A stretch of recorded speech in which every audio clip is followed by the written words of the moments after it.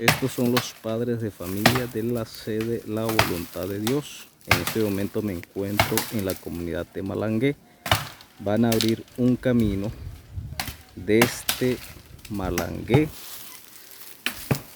hasta la escuela La Voluntad de Dios. Aproximadamente una distancia de 3 kilómetros.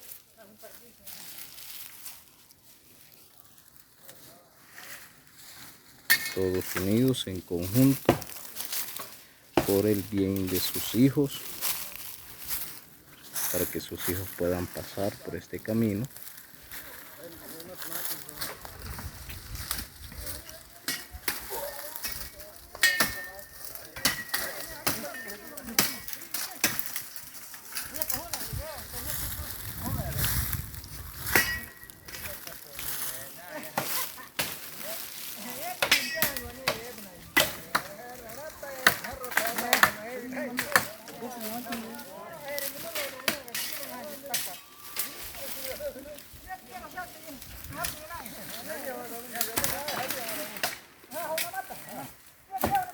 Abriendo camino.